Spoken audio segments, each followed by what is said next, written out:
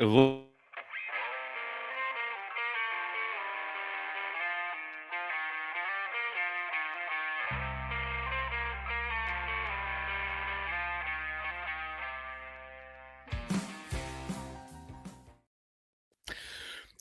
and gentlemen, welcome to Simba Sports Show. And for your viewing and listening pleasure, we got a real treat for you tonight.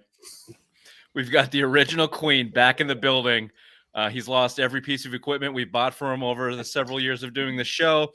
So he was back in his wannabe Horror Army dungeon, but instead it's his OnlyFans office. The Queen, Billiam, is here to join us tonight. Thanks for having us, Bill. Thanks for being here. Yeah, thanks for joining me. Today we're talking about the Krafts, the Patriots, the window shopping OCs. I will put together, were they humbled over the years? Have they been humbled by Bill Belichick's malaise and his lack of not yet, Ray? That's not how this works anymore. Shut the fuck. He's already got his hand raised for people listening. Just shut up. Just let me do what I have to do, and then you will talk. God damn it. Why do you always be mean to Ray? What did Ray ever do to you? He's raising his hand, but he knows he's not supposed to. He's intentionally antagonizing me. I don't know what malaise means. We'll get to it. The Krafts were humbled by Bill Belichick's malaise, his lack of attention or need for a quarteback. Maybe they're coming around to it. Ray's moms later. This was a mistake. I got him unmuted. We'll be talking about that. They're window shopping the OCs, and they should be. We've been asking for Alex Van Pelt's head for a while, but is it good? Is it a good thing or is it a bad thing? Is it good for Drake Maye? Is it good for Gerard Mayo? Who should it be? We'll talk about who would be the best candidate there and who we think there's going to come in the door. We've got Pat Scraps, of course, looking forward to the Rams. Can they actually string a couple wins together? Spoiler alert, no. 10 questions from around the NFL and beyond. We've got a Celtics hustle problem. Toot, suck my pasta. We'll go back to the Bruins. We've got hockey guy Bill. Best of the internets and simple minds of the week. It's a massive show with the Queen here today. We'll do our best to get through it. But let's start with some opening takes. I'll tell you what, Ray, for now, you're off suspension. I'm gonna kick it off. Wow. Yes! I'm gonna kick it off with this. The NBA Cup is stupid. It's a stupid ass organizational decision. It's a dumb tournament. It's useless. I don't know why we have it. It's dumb. Ray, your opening take. Thanks, Richard. I probably would go down on Whoopi Goldberg for about $50,000. That's all it would take for me. I mean, she's a nice looking woman and all, so $50,000, and I'd go down on that snatch. Bill, your opening take. 50 seems pretty low. I would have said 100. I don't know, 100K. 100K. That's a good price. 50, you're lowballing it. Thanks, Bill. It's stellar input. Bobby, your opening take. I would undercut all of you and do it for 25 and take the easy money.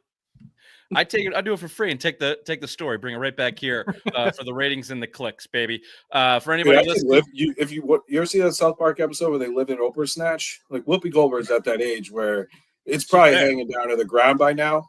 She's got Nardone feelings.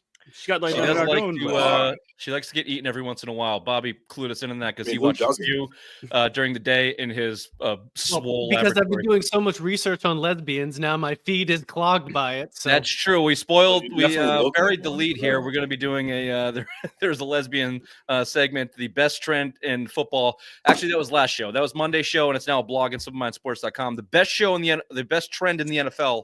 Go check out SimplesMindSports.com to get that. Beyond that, welcome to the show. We're off to a rocking start all over the place. Inside jokes for opening takes. No one knows what the fuck we're talking about. So what do you say we start the show, Ray? The Simba Sports Show, Friday Rewind live Thursday, November 14th.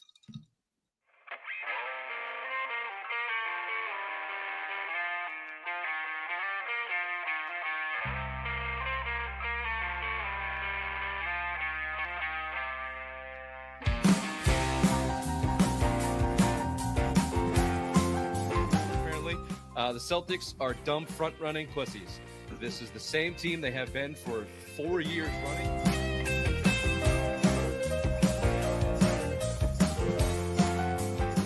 Well, my worst nightmare came true. Missoula and Mayo are friends. What the fuck? Apparently, they've known each other since Virginia. They have these docking sessions where they talk about ball and managing people.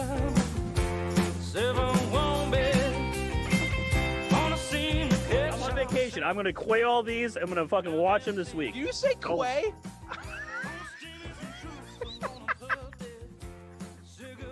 not Quay? It's Q. It's Q. It's QUE. You idiot.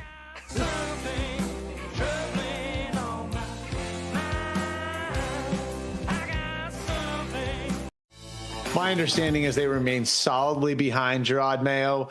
They have sympathy for some of the things that he's had to deal with this year, some of the noise on the outside. Obviously, the roster is what it is.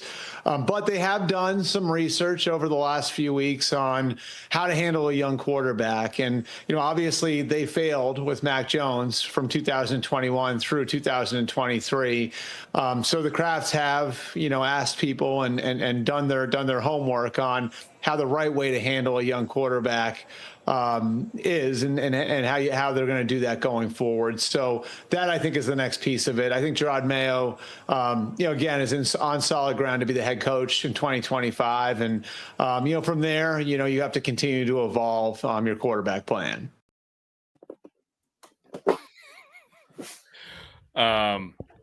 Thanks for the clip, Ray. I was going to open up the show, kind of walks into that one, but we're going to start the show with the Albert Breer clip on the Patriots. Now, huh? Not to cut you off. Ray. Go ahead, Rich.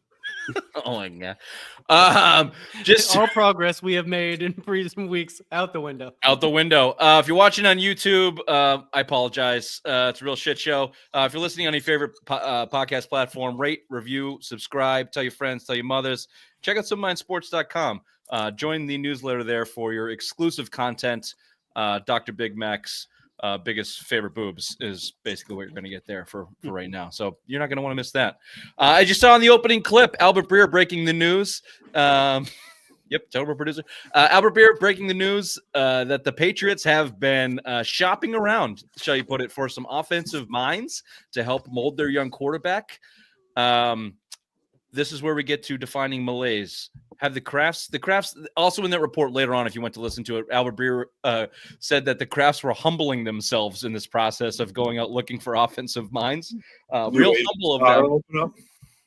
How do you get to a point where you've drafted Drew Bledsoe number 2 overall? You've had 25 years of Tom Brady breeding him from a 6th round pick to not understanding how to bring a young quarterback forward in the NFL after watching teams fail and fail and fail constantly. Now it just feels like you're backpedaling with the hire of Alex Van Pelt and Gerard Mayo. So when I say, Ray, that they've been humbled by Belichick's malaise, it's because Belichick didn't give a shit about the quarterbacks forever. He told us how that they were not important. They could win with the 15th ranked quarterback in the league, and the Krafts just bought it. They were duped by his cloud of. While he had Tom Brady, though. Say again. While he had Tom Brady, he said all that. That's right. So it was fake. A malaise is more or less a fake cloud of bullshit. And maybe they're coming out of it. Bill, your opening thoughts on the Krafts looking for outside help. What does it mean? Who are they talking to? Are they firing AVP? Where do you want to go with that? They're talking outside help. It's guys I know. It could be McDaniels, Dayball. I mean, outside help what? You're not reaching around the NFL. These guys got to worry about their own teams. As much as I hate Alex Van Pelt, I do not like switching offensive coordinators, especially when you kind of see that you've potentially hit on Drake Maye. I'm still on that. He's going to be a bus train. I'm coming around. I said he was going to be a bus in our group chat. But I mean, it looks like you hit on him. You made the mistake with Mac Jones. He had 3 offensive coordinators in 3 years with the Patriots. Not saying they're the same type of quarterback, but you cannot make that mistake. If you make this mistake again, you're going to send him back for years, right? You need to at least develop him. If you want to get rid of AVP, as much as I hate Ben McAdoo, he's there and he has a pretty big hand in developing Drake Maye. I think he's the number 1 guy doing it right now. He's been a head coach. He's actually called plays, So I mean, if you're going to make a change, potentially go to that guy and not go to outside help. I worry about changing the scheme and changing offensive coordinators and ruining the development of a quarterback, especially one that you just got in the 3rd pick. You look like you have something. He makes a lot of mistakes, but there are a lot of correctable mistakes, right? Well, so if you're going to make the change, you got to make a change to a West Coast guy because that's what they're running right now. If you bring in a different guy, you're in trouble. That's where I have a problem with. You can't make him learn a new system in year 2. Hearing him talking is probably a rock. it's a risk that you have to take when you're talking about what they're doing now. So since Breer came out and said what he said, it's been damage control left and right, and they've been walking this back. Drake Maye came out and made huge praise for Alex Van Pelt. Gerard Mayo, same thing. Everybody down there is saying how great of a job Alex Van Pelt's been doing. We've got reports of how now, the progress of Drake Maye as a quarterback. Alex Van Pelt was asked directly about it, and he said, of course, Alex Van Pelt, who is the key person responsible for Drake Maye's progression, told us that he's made leaps and bounds. He's also the guy that's single-handedly holding him back. Well, that's the point, right, Bobby? It's like, okay, you might be developing a quarterback, but that's an entirely different coaching position. That's not the offensive coordinator's job. The offensive coordinator's job is to put everybody on the offense in the best position to succeed. And to this point, you're last in points in the NFL. You're still arguably bottom 3 offense in the NFL with Drake Maye or not. So are they asking for help because they want to do the best for Drake Maye, or are they searching for are they window shopping for a new OC next year? The Krafts are doing what they should have done last year, which is seek all information possible from external sources, which they chose not to do this year, just promote everybody internally. There's nothing wrong with trying to get as much information on who could be the best possible job.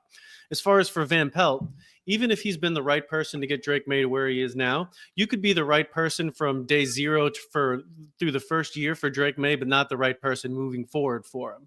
And if they deem that that's what it is, then that's more than enough reason to move on from Alex Van Pelt if you don't think that he can continue in the development of Drake Maye.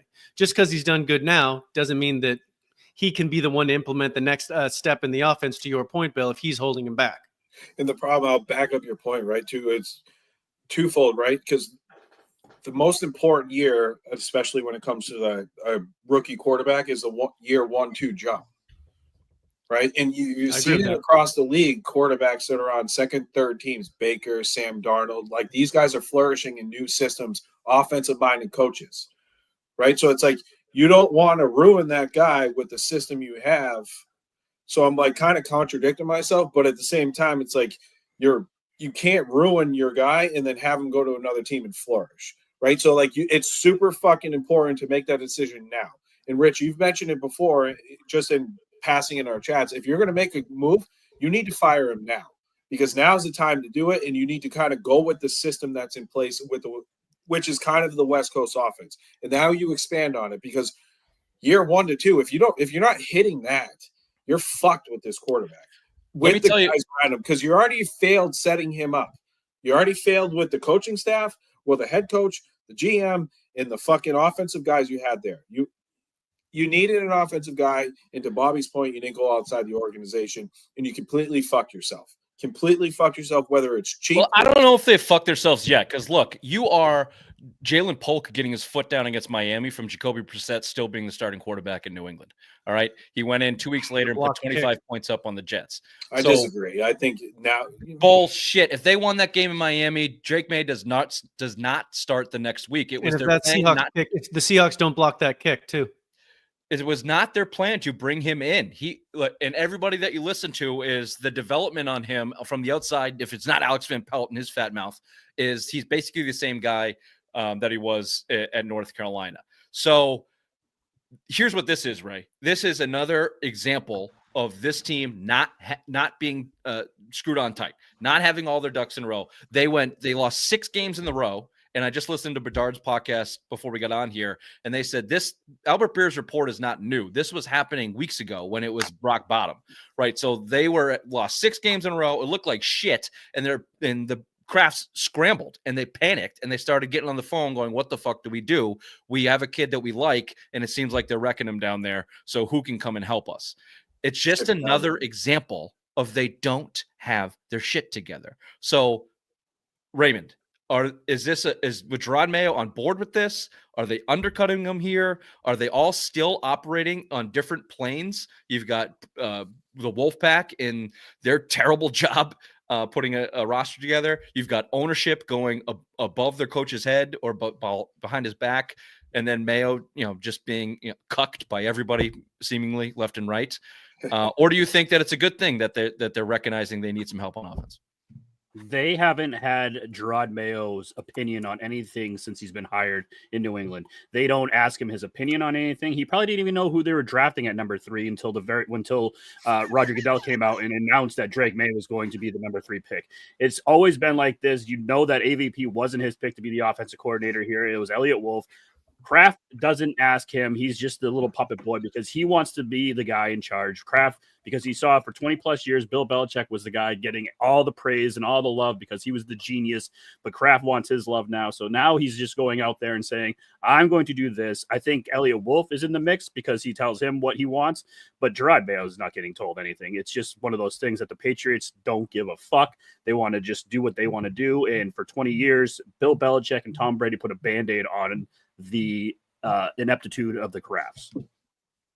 Yeah, I don't even know if it was ineptitude with Belichick and Brady. It was just they didn't have to do anything, right? Like Belichick shut them out, and they were winning, so they were fine with it. Yeah. Brady covered up mistakes. Like, Well, he covered up Bill's mistakes. But from an ownership 11 to standpoint, 13. you've got Johnny Kraft boy, that wants to, get his paws and his mitts on shit now. And they did that with Pete Carroll after Parcells. This is not a, there's a trend here. Well, the trend here is Pete Carroll's the only outside guy that Kraft has ever hired. Think about that.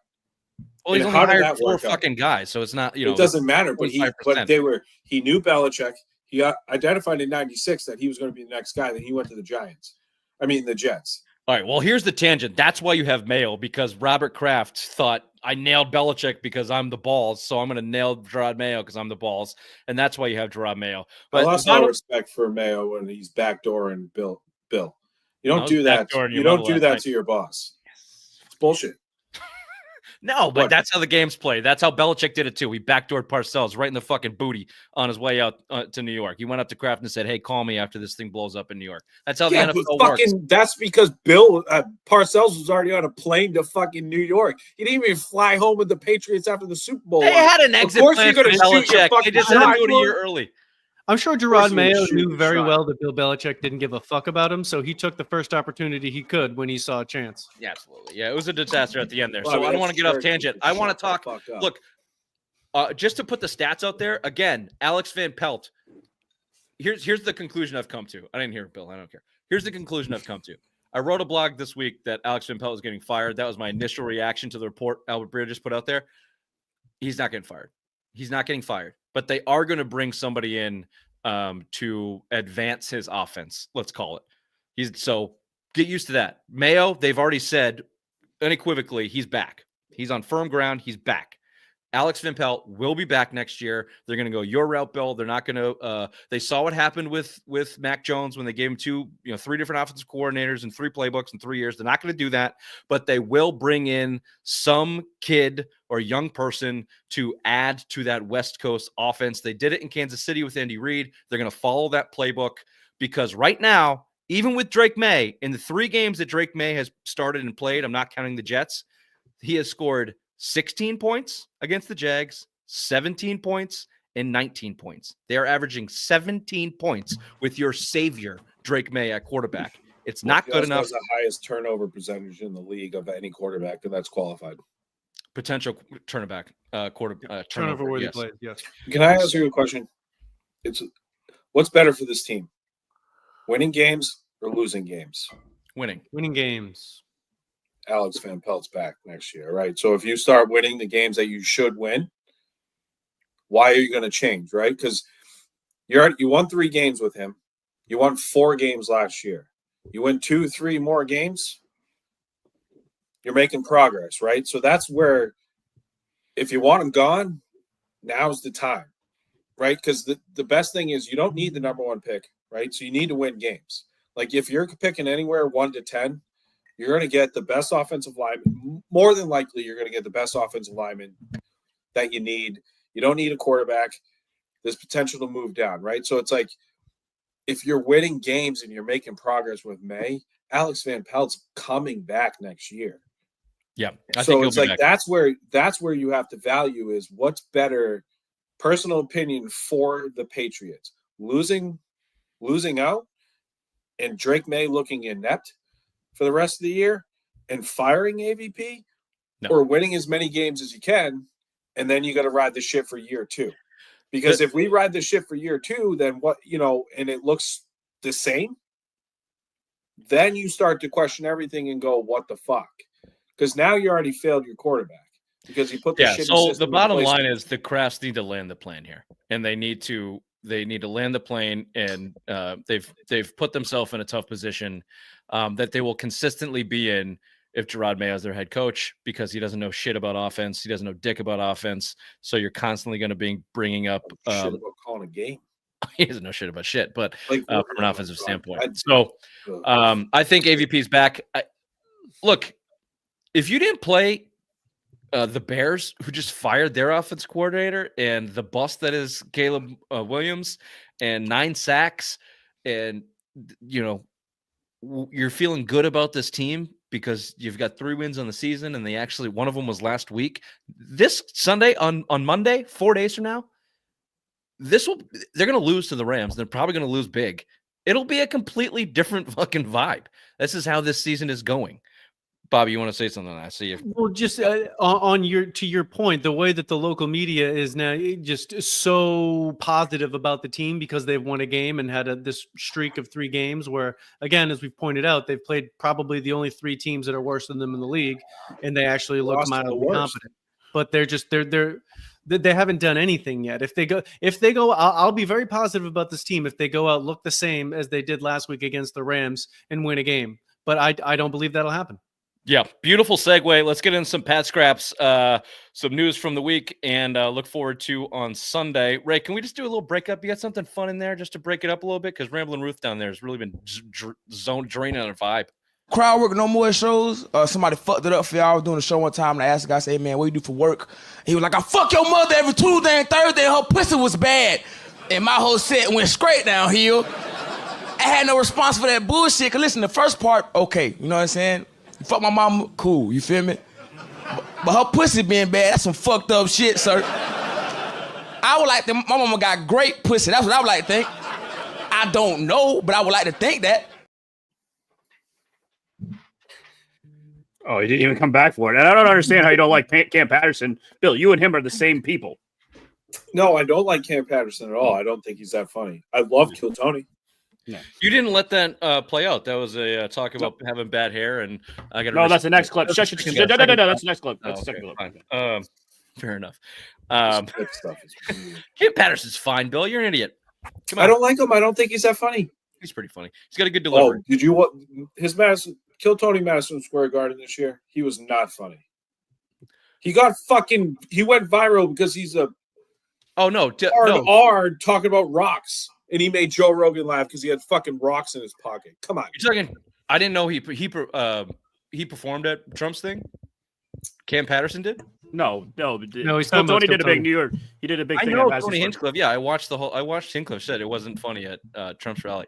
No. He did a thing at Madison Square Garden. It was Tony did.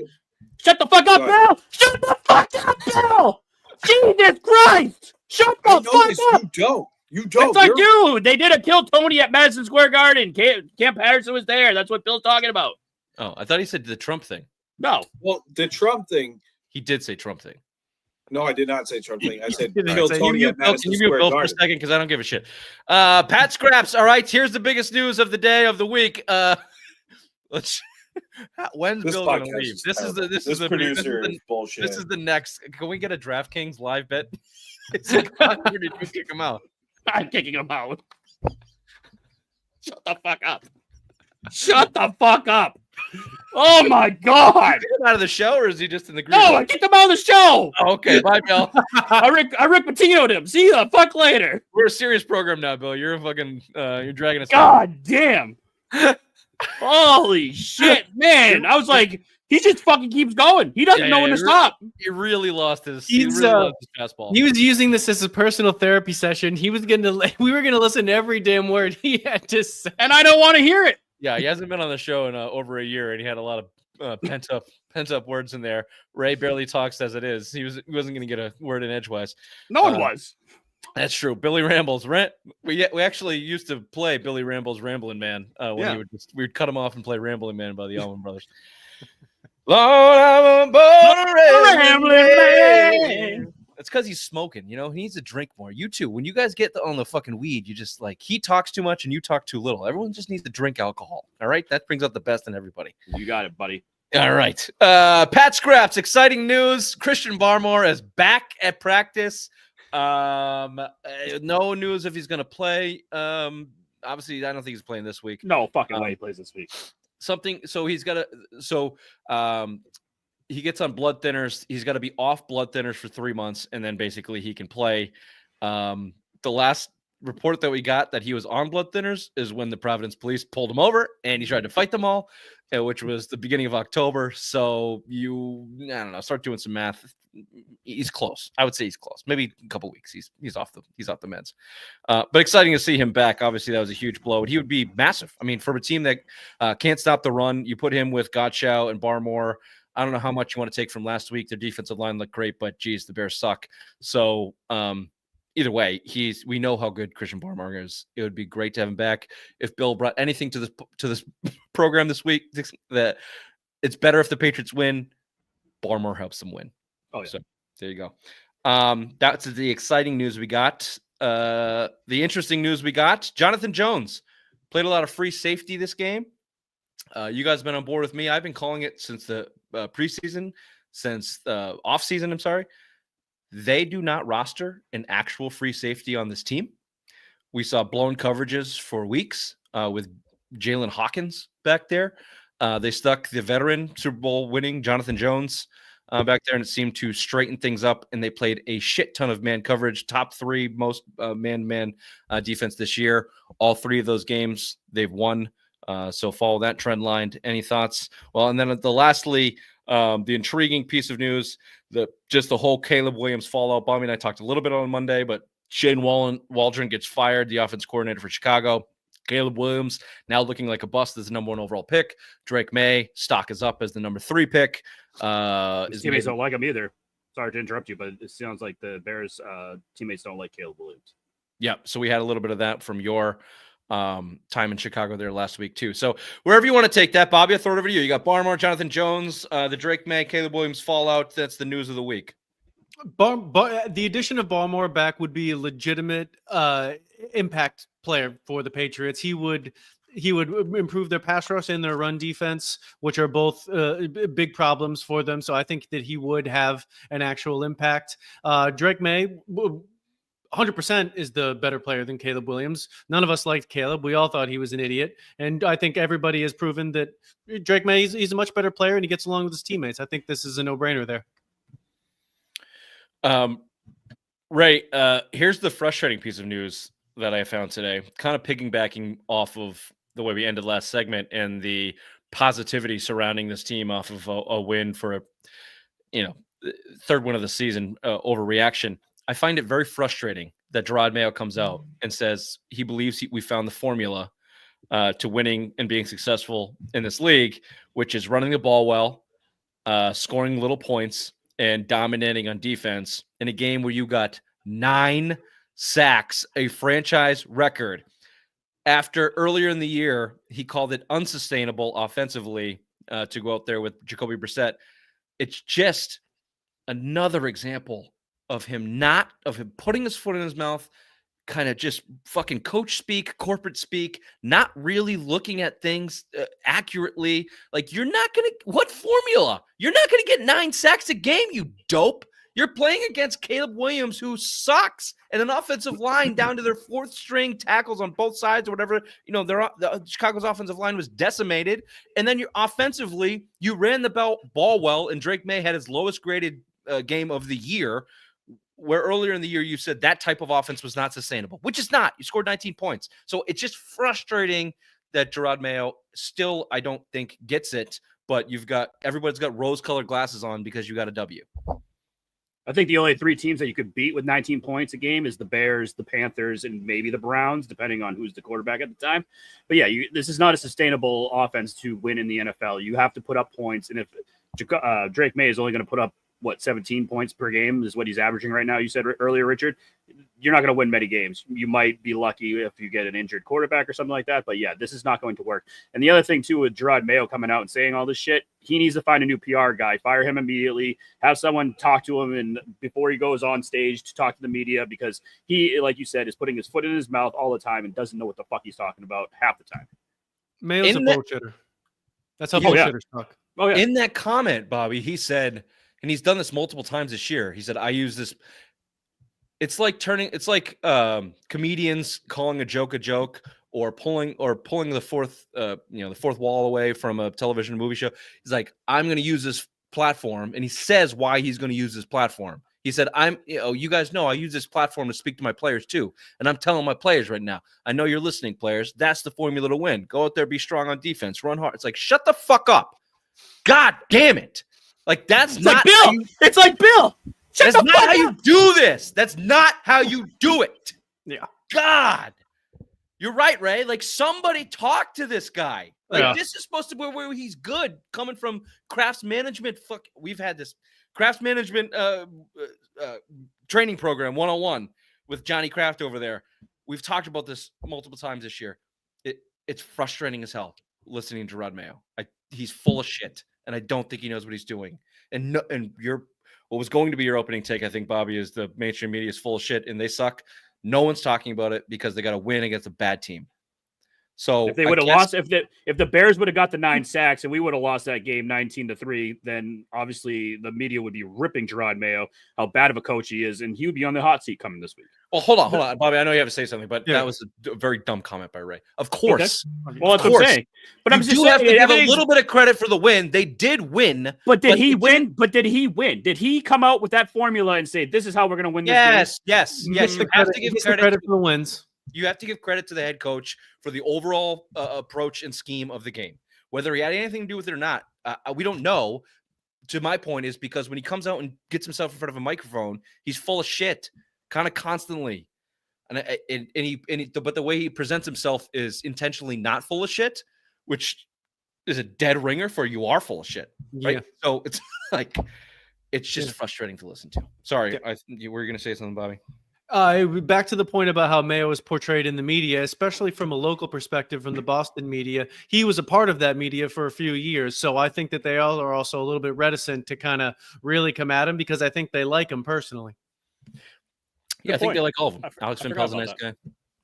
They're all nice guys. All right, quickly, let's take a look ahead. Bobby wrote a beautiful blog, a simple-minded preview. Did you have the day off today, Bobby? I did not. Getting it done.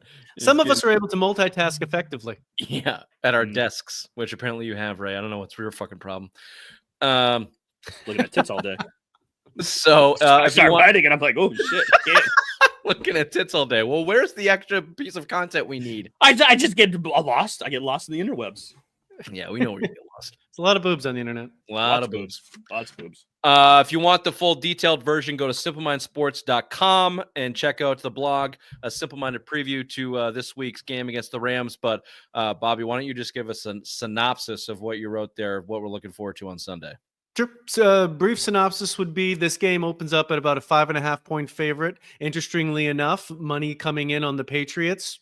Where that money's coming from is your best guess of mine. I think the game really just comes down to it's the Patriots O-line versus the front seven of the Rams. Patriots O-line has obviously been a point of contention for the Pats. It appears they're going to start the same 5 again. Are they able to stand up to a team that has the second best pass rush and a firm run defense? If they're able to do that, then they can move the ball because the weakness of the Rams defense is a poor pass defense. So if they can do that, then maybe they can get themselves a game. Matt Stafford and Cooper Kupp and Puka Nacua, they're going to light this team up. They're not going to they're just going to light the team up. They're going to score too many points and the Patriots are not going to be able to keep up. They're going to get off script. Alex Van Pelt's not going to be able to handle it. You've got a 27, spoiler alert prediction. You've got 27-20 here. It's not a 7. I got it at least a 10-point game. I think they're just, and Matt Stafford's not a lesbian, so he does not follow the trend. That's a big factor. Again, that's a big factor. The Patriots, and they just lost to the Dolphins. They just lost to the Dolphins, whose head coach is a lesbian. I don't know if he falls in the lesbian camp. Definitely douchebag. Well, And he definitely has the body of a female. yeah, that's true. The fragility and size. There's another cheesy there. Go to simplemansports.com and check out the greatest trend in the NFL that no one's talking about. What's the tagline? The Patriots reject male femininity. There it is. We beat the shit out of lesbians. Matt Stafford's not that guy. He's a Super Bowl winning quarterback, and he's about to shred your defense apart, even with Jonathan Jones back there in the safety position. So I don't know. Ray, any final thoughts on Sunday coming up? It's gonna be a bloodbath. Yeah. I don't know about. I mean, I think they'll be close, like similar to the Texans game. It'll be kind of close, and then the Patriots will never really have a true shot. It'll look close on the scoreboard, and then when things get, and then at some point the Rams will separate. I liken it to the 49ers game. Like, it'll look competitive at points, but the Rams will always be up 2 scores. I just kind of have the Patriots adding a late score to make it look close, but like they were never going to win the game. Fair enough.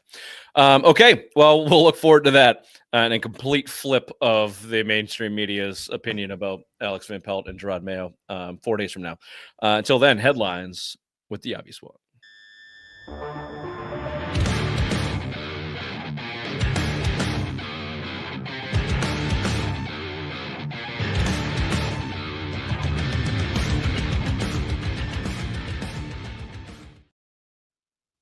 Thank you there, Richard. The Patriots now have 3 wins. That's right, 3 wins this NFL season. Drake Maye gave the defense a pep talk Wednesday, and on Sunday they had 9 sacks on Caleb Williams, who is in fact a lesbian.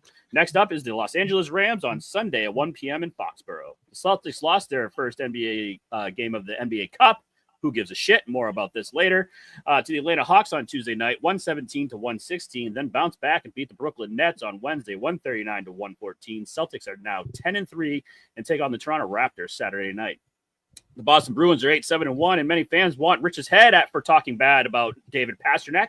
Did David hear this? Is my butthole in danger of getting the butthole tattoo this year? More to come on this later on. And finally, the Red Sox put their names in the hat for the Juan Soto sweepstakes, and it's all bullshit. This has been Headlines with the obvious one. Back to you there, Richard. What you just said is one of the most insanely idiotic things I have ever heard. At no point in your rambling, incoherent response were you even close to anything that could be considered a rational thought. Everyone in this room is now dumber for having listened to it. God have mercy on your soul. Thank you. Ray, is that cum on your chin? No, I got grays, dude. Grays. Yeah, I got grays. I got a lot of grays. We all got grace. Yeah. That's where we're at. Oh, happy birthday, G baby. Oh, happy birthday, G baby. Yeah. Happy 40th. Whoa, super getting fan old. listener. Over the hill. You guys are 40 this year. Nope, next year. I'll be 40 and next Your year. next birthday, you'll be 40. Yep. Correct. That's next year. This is why it's frustrating. This is why every fucking day today with the goddamn. We'll wait for the Celtics segment for Ray to piss me off again. Until then, 10 minutes and 10 questions. 10 questions in 10 minutes. 10 questions from around the NFL and beyond. 10 minutes. We won't have to wait 10 minutes for him to piss you off. First question. Bobby, go ahead. Did the Giants make the decision to move off Dayball after their Germany debacle, just like Krafts with Belichick? Yes.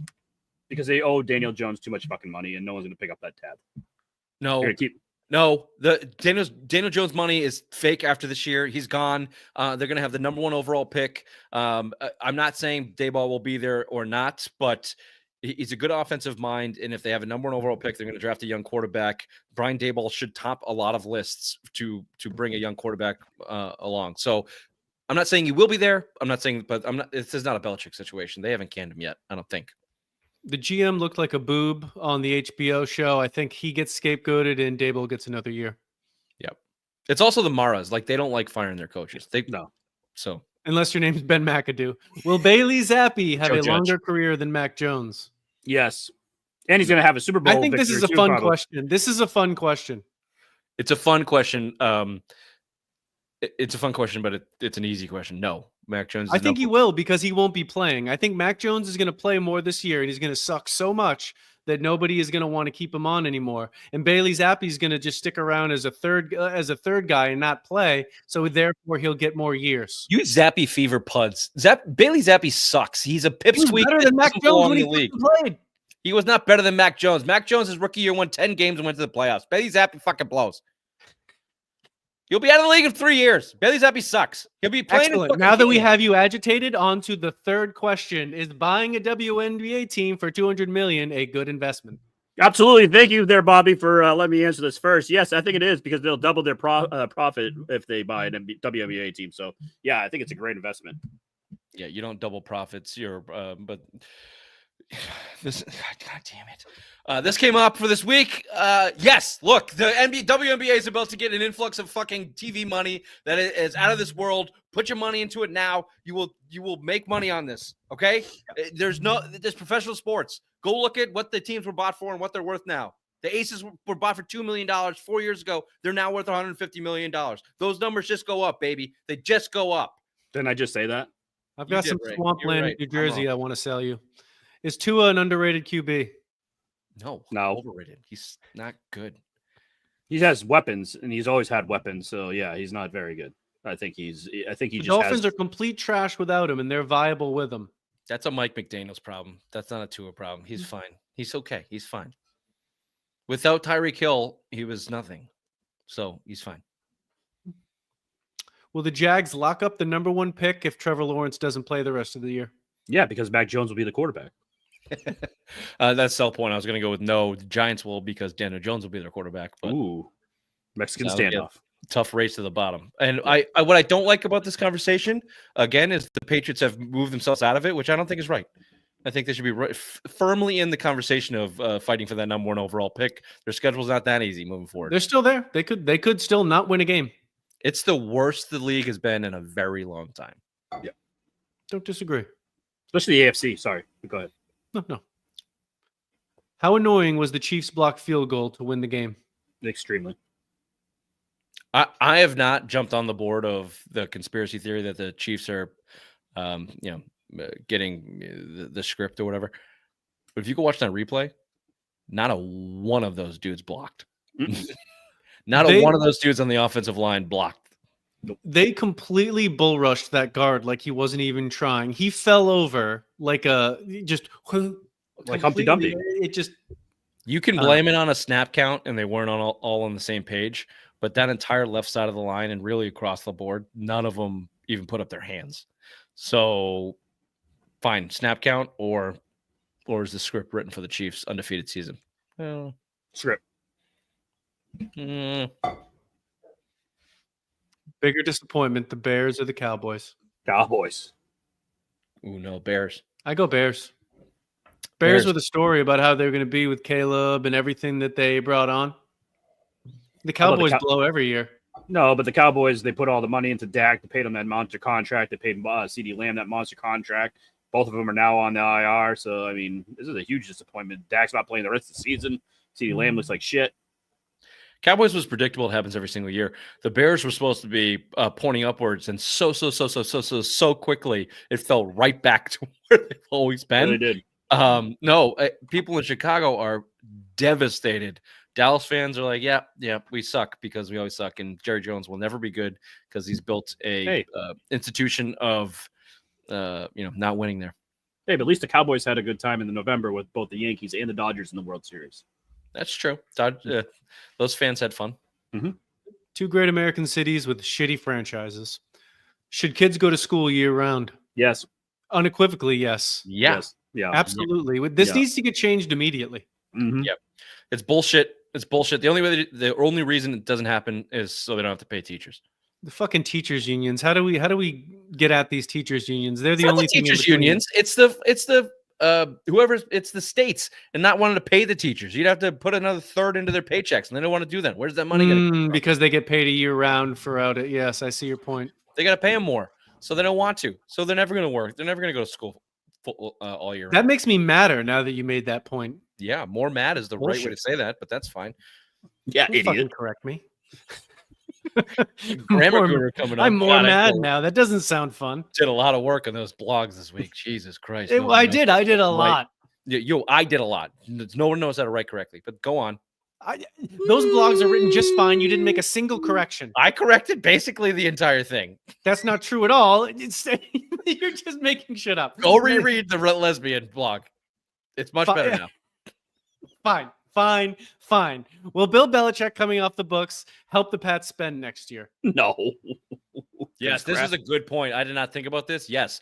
I think it's a big yes because they're paying him $40 million out of the player's budget. All money is real money to the Krafts. Real money is super real money to the Krafts. And $20 million, I think, is probably closer to the real number, is real fucking money. That's a wide receiver. So it absolutely has something to do with 100%. it. That's why they don't pay their coaches coming in. That's why Alex Van Pelt's getting paid by the Browns. Absolutely, it will help them spend money next year. The Patriots will 100% spend money next year. In agreement. Mike Tomlin, is he a top 5 coach in the NFL? Yep. You got to say, you got to say yes. I think it's unfortunate. He's probably 5. He's fringe, but based off of longevity and his command of the organization, you kind of have to. Are you talking about like right now in the NFL, right? Yeah, right. You're not talking all time. No, Okay, yeah. right now. Oh, he's definitely one of the top 32. He could be top 3. You have to say yes, but I think the NFL is lacking in good coaching. So you got to water it down. Look what he did with Russell Westbrook. He brought in Justin Fields from Chicago, who Russell looked like Westbrook was a good Steeler. I did enjoy his time with the Steelers. He had a lot of good triple doubles. Triple doubles all over. Oh shit, Russell Wilson. Sorry, I'm like, why are you guys making fun of me right now? Sorry, Russell Wilson. Look what he did coming from Denver, though. Like everyone thought his career. Can I was just over. take a minute to just toot on everyone's fucking ass about telling me that Russell Wilson was washed? Russell Wilson put up numbers in Denver, and nobody wanted to admit it because of the trade that they got for him, and they don't like him because he was weird, and the Denver Broncos were not very good. That's why no one liked him.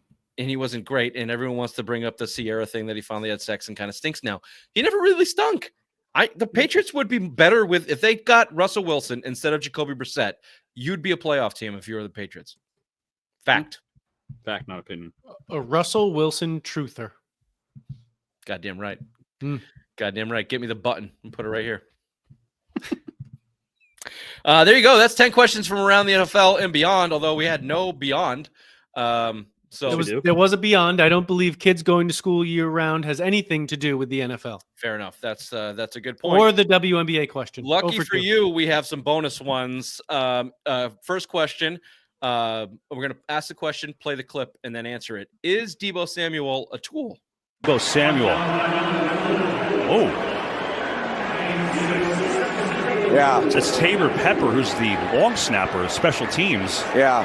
That's a lot of emotion, and these guys are fighting hard. You know, you're coming out of the bye week.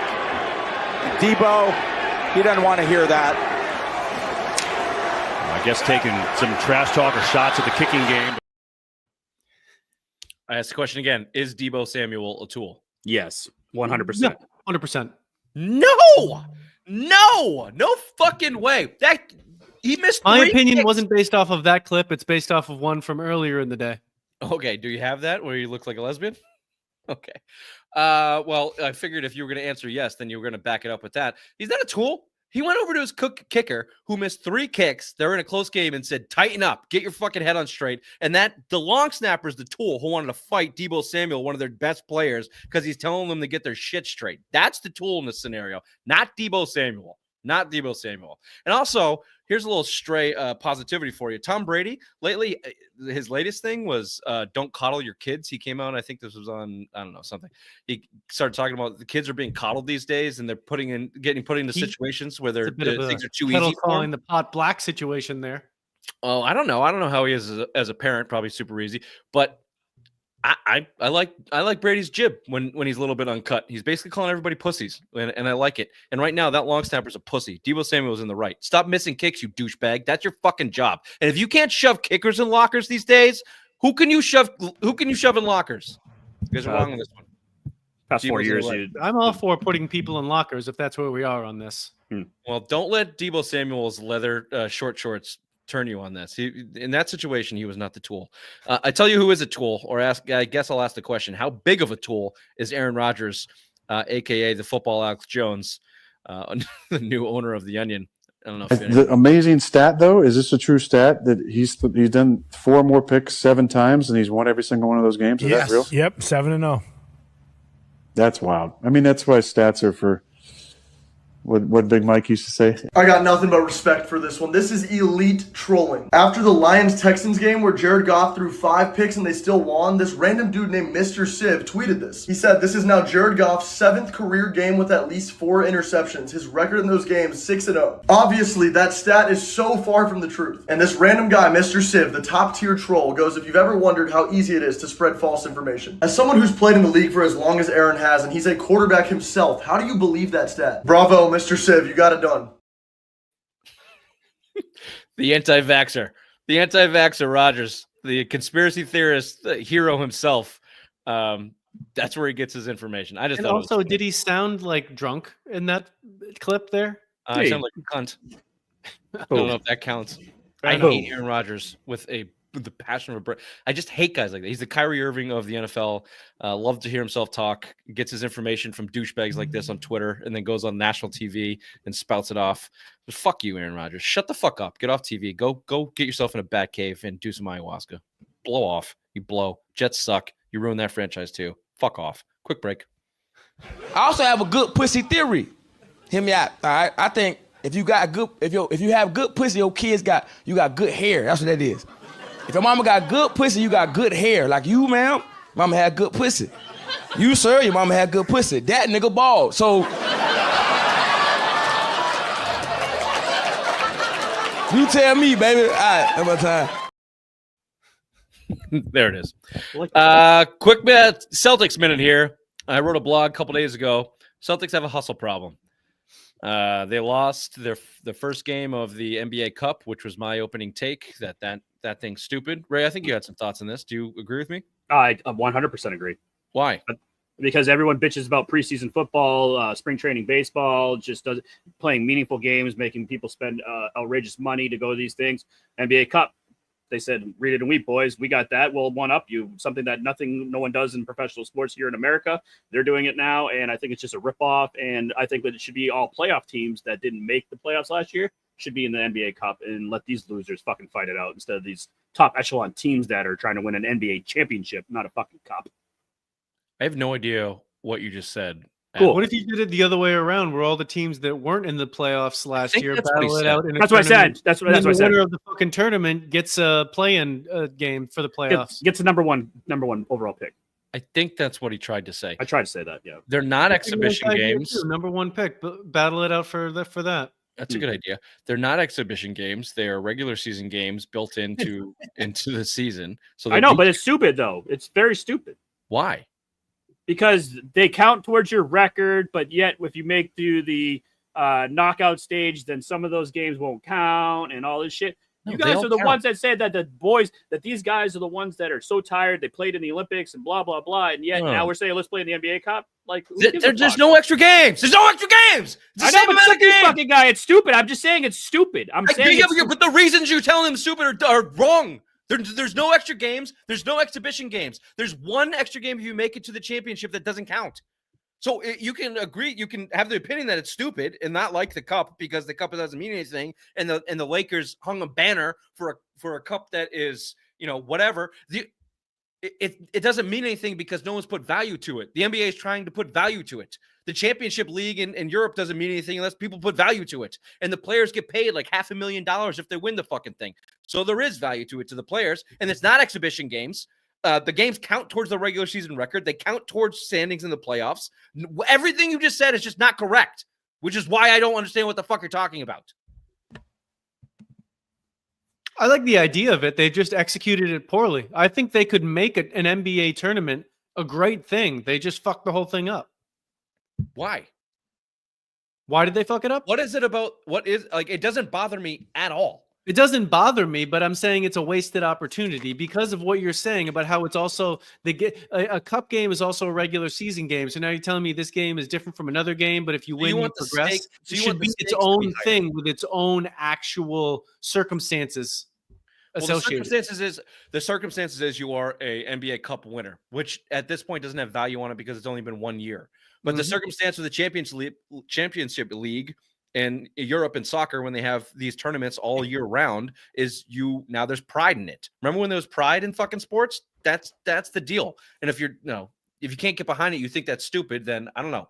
I just disagree with you. Like it's competition. The Champions League, you don't have all the same teams from the same league. You get all like different teams from different leagues. So if you wanted to do something cool, then get teams from Europe, get teams from Africa because they're trying to make the NBA big in Africa now. Just bitch about exhibition games. I'm just saying. Oh God, I can't tonight. Well, you're not saying anything. God, fucking frustrated. Anyway, the Celtics have not fared well in the last 2 seasons. Last year they fell short, and this year, game 1 of the tournament here, they lost 116-117 against the Atlanta Hawks without Trae Young, which a lot of people are making a big deal of. But I'm here to tell you something. The Hawks are going to trade Trae Young because they're better without him. They are a better team without Trae Young. They've been that way for a long time. And they proved it against this team, but it really wasn't them. It was all self-inflicted. 20 turnovers, lost the offensive rebound battle 20-6, points in the paint 68-32. I brought this up a couple shows ago. Their on-ball defense is garbage to start this season, which is just hustle. Their pick and roll defense is garbage, which it always is because their bigs are not that great in that scenario. But on ball, they were getting beat to the rim every single possession by these young, fast wingers by the Hawks. They just have a hustle problem, which, look, they came back against the Nets and destroyed them, and they came out and played their game. And when they do, they're going to be unbeatable. But even in game 1, where they shot the lights out, they gave up 120-something points to the Knicks. Their defense is just not up to par right now. 13th most points in the NBA. Teams are shooting 47% against them for 8th worst in the league. They're 14th in defensive rebounds, 16th in turnovers created, 26th in assists, I think. I don't know if you want to call it the hangover or they haven't locked in yet. It's early in the season. I'm not too worried about it, but it's a long season. If you want to talk about the Celtics, how many times can you talk about how good Jason Tatum is? Right now, their biggest problem is their effort in the margins, which is defense and rebounding and turnovers. And it's a real thing. This is why they've lost their games, and this is why games have been closer than they should have. Any thoughts on that? Yeah, right now the Celtics are in the old school NBA dynasty, a Kobe Shaq sort of thing. If they flip the switch, they're unbeatable. It's just whether or not they want to play. And when they just play regular straight up Missoula ball, they're just going to jack up threes. And if they're shooting over whatever percentage they need to, they win the game. If they don't, then there's a chance they could lose. And they don't seem to care about that result. And they feel good enough that the percentages are in their favor, that they're going to win enough with their minimum level of effort at this point in time. Ray, have you calmed down enough to talk, have an opinion about the Celtics and their lack of effort at this point? Yeah, because Maye's gone. That was the defensive guy that wanted to hustle and play defense. Okay.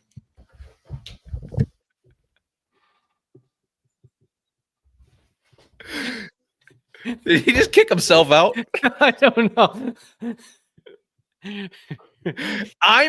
He's going to go with Maye? Did you actually get to Ray? I didn't know that was possible. I thought he had the thickest skin I've ever seen anybody have. He can take anything. I would think so, especially when you're just jibber-jabbering about the fucking NBA tournament being exhibition games when it's not. Like, Maye? May's been gone for 2 years. They won a fucking championship. What are you talking about? He molested a Celtics wife or person's wife. It was years ago at this point. Yeah, I don't know what he talked about. If he left, maybe he didn't pay his internet bill. All right, here we go. So there you go. We've knocked down 2. We started with 4. We're down to 2. 2 down. 2 down. 1 to go. Yeah. It's a Simple Minds Survivor. Who can stay on the latest? Exactly. Let's see. Maybe I'll just leave. Maybe we'll just call the show. Game over. Exactly. Yeah. Game over. Let me take this opportunity to take another one. To give another. Superfan Patrick asks, "Where's the?" Well, we can't say that one. While we're here, the extras at Celtics Bruins Hour. I'll just do a quick toot on my pasta take that took a lot of grief on the internet there when I said that he was not an elite player without elite talent around him. Did a little deep dive on statistics for our favorite Boston Bruin, David Pastrnak. In elimination games and closeout games in the playoffs, 24 total games. He's a -6 overall with 10 goals and 11 assists. That's all I have to say on that. I think Ray's still here because he's operating from the background. He's just being a pussy and won't come on screen. So if that's the case, why don't we throw it over to a quick break, come back with Simplest Minds. Oh, best of the internets, which should be fun. Let's see if he's...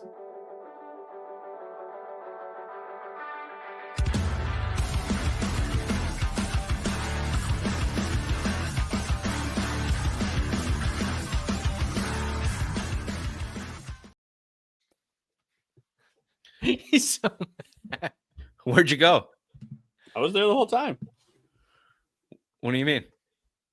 I can remove myself. Watch. See? Oh, and Bobby's gone. Hey. Yeah, see? Why'd you remove yourself, though? I just needed a mental minute. Broke him. Brokeback Mountain. Got him. Maye. Do you want to finish your Maye thought? Nope. Okay, good call. Can we this is the best of the internet. Here's a little segment where we take a break from pissing off Ray and just give you something to laugh at. So this is better if you're watching on YouTube. If you're listening, these ones will be okay, but I suggest going on YouTube and catching them. This first one, nothing. I don't even remember what these are, so we're just gonna talk about it live.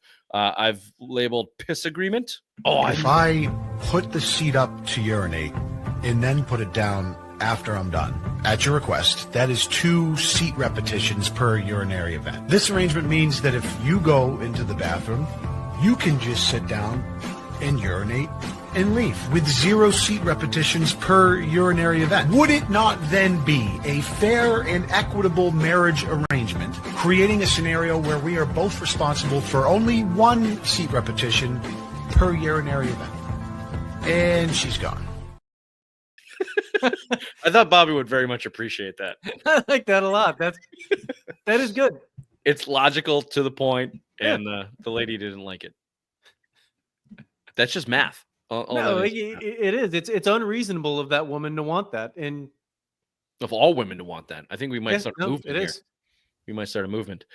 Is there an over/under? Superfan Patrick, over/under Ray talks for the rest of the night. How many words? Let's get that going on DraftKings.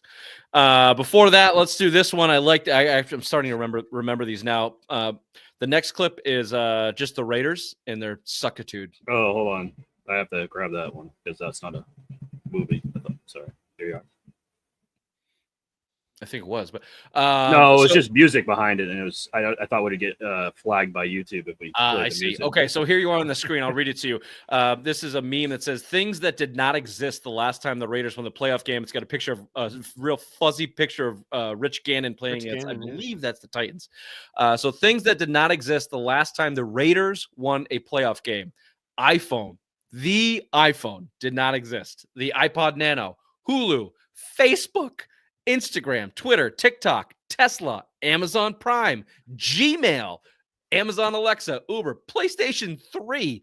That's accurate, Ray? Yep.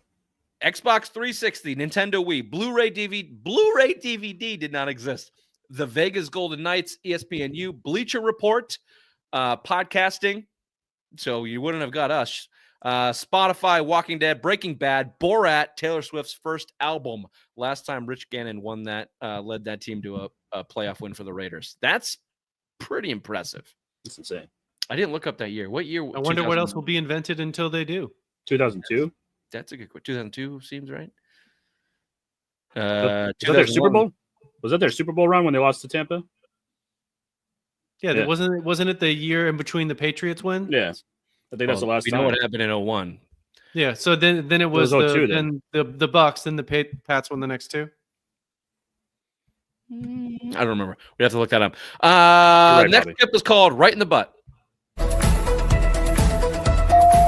Tavares, right in the butt.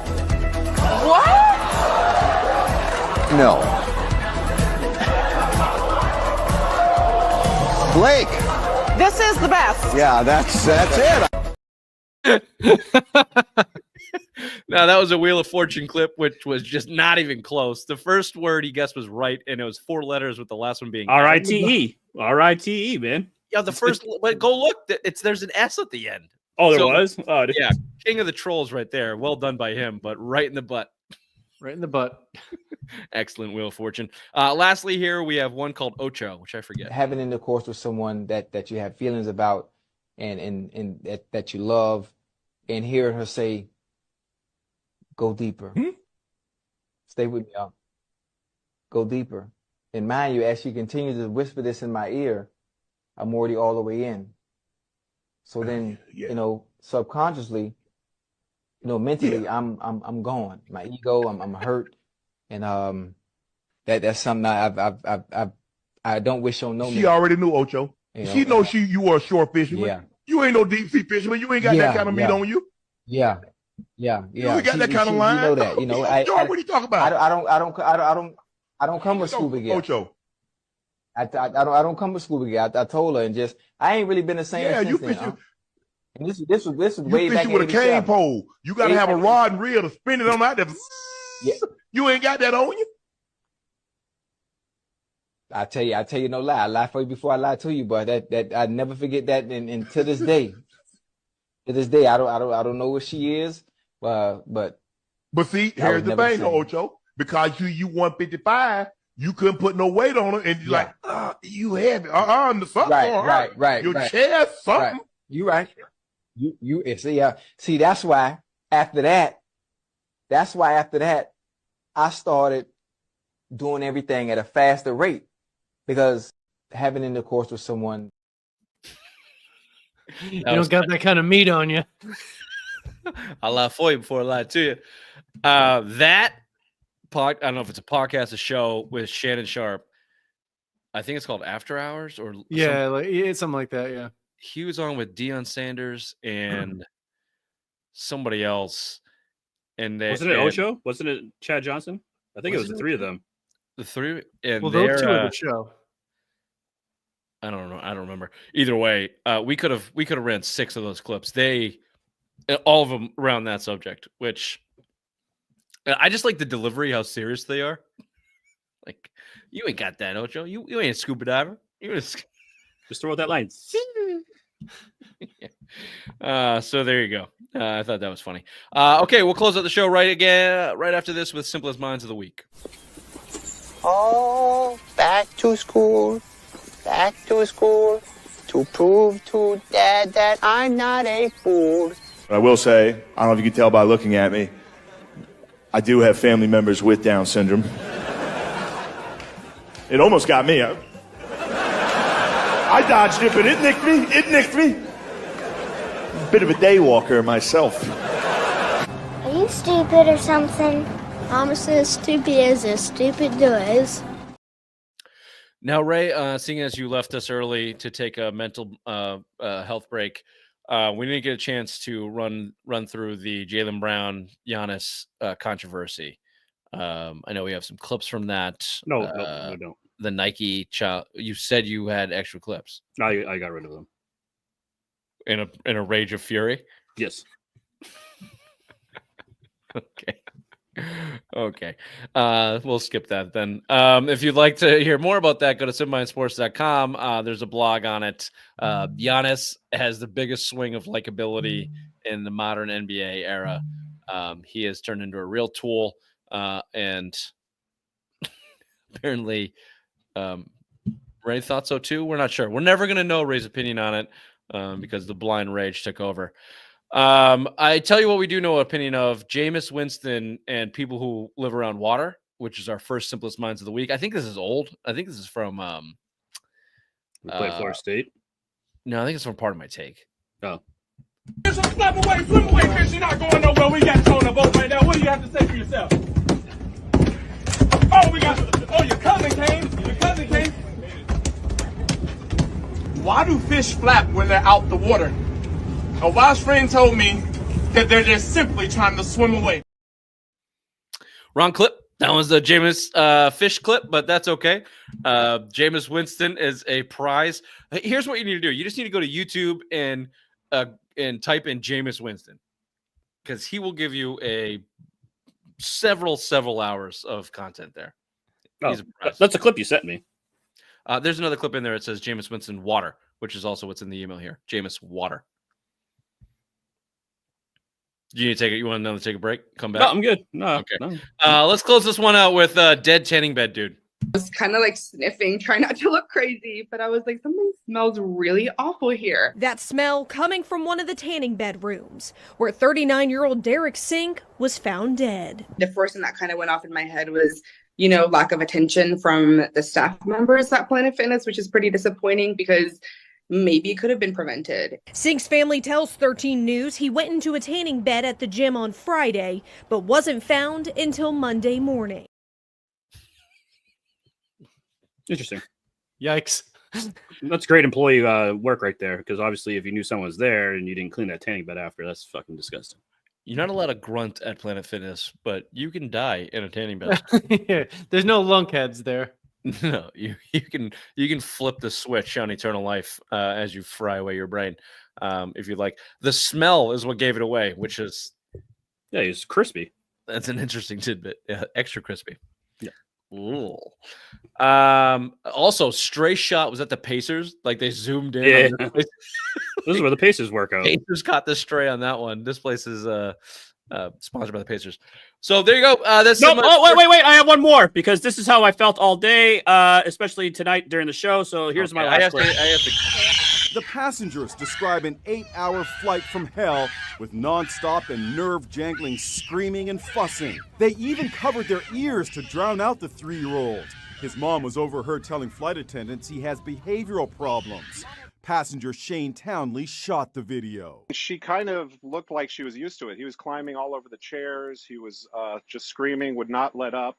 He was running up and down the aisles. There was nothing she could do. Before the plane even took off from Germany, the child's mother could be heard asking a flight attendant to turn on the Wi-Fi so the child could be appeased with an iPad. She was also heard pleading, "Calm down, honey." Everybody was just kind of looking at each other like, oh, this is going to be a long flight. The passengers sure were.